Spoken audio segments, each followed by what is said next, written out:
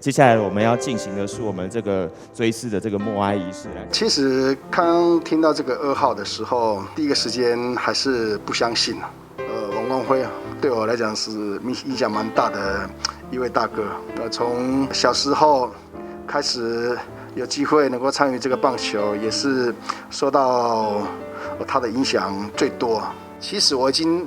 大概有1个月的时间离开棒球界，也离开了学校。那个时候，我那个贵人啊，王光辉就跳出来，让我继续去求学，然后也从这个机会当中把我拉到这个北部，就是龙工队，让我加入了这个棒球队，才有这个一路走来能够那么继续朝我这个棒球生涯的这样的一个事业继续迈进。进入到名校之后呢，王光辉的学长的一个角色扮演的相当，对我来讲是扮演的相当重要，因为那时候这个学长学弟制是非常严格啊，那要求比较高。可是因为有我老大王光辉在那边，所以说比较不会受到其他学长的这个就是照顾了啊。这个可能就觉得那时候就觉得能够在王光辉的这个照顾之下哦，能够可以在那种环境当中能够很健健康康的能够完成那个学业。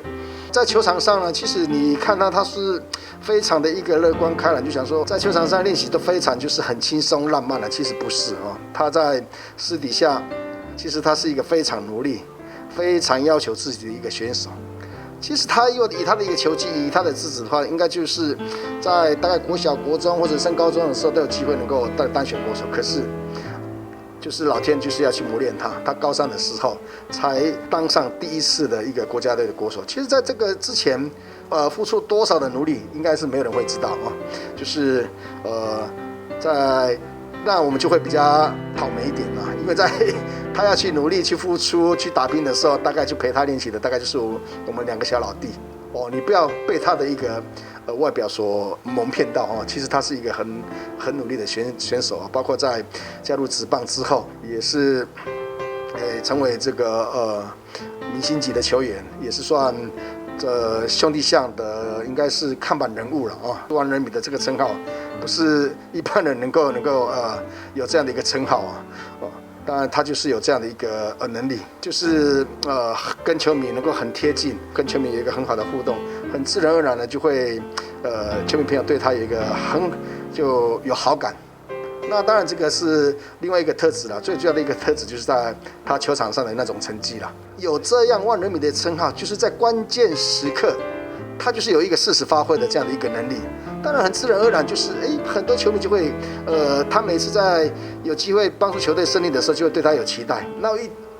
一有这样的一个好的效果之后，那种感觉就非常的迷人啊，所以说才有这个万人迷的这个称号。再来就是当然我们这个兄弟之间都会有互相较劲的时候，不单单是我，包括王冠希，在比赛场上哪里不好或是态度不好的时候，这个老大哥是蛮严肃的哦，他不会跟你嘻嘻哈哈的在垒包上跟你开玩笑啊，他直接会指点你啊，或者是直接去提醒你，或者是去教育你。有时候我在低潮的时候，他也是告诉我说，你跟之前的一个打击动作有一些什么可能有一些动作上比较不一样哦，是不是要注意一下哦，或者是在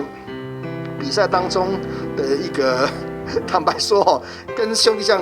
对战的时候，他还会去泄露投手的整个一个秘密啊，我就觉得那时候也蛮有趣的。这个是我们在球场上的一个互动，这个互动现在回想起来是很甜蜜了，也很难过了。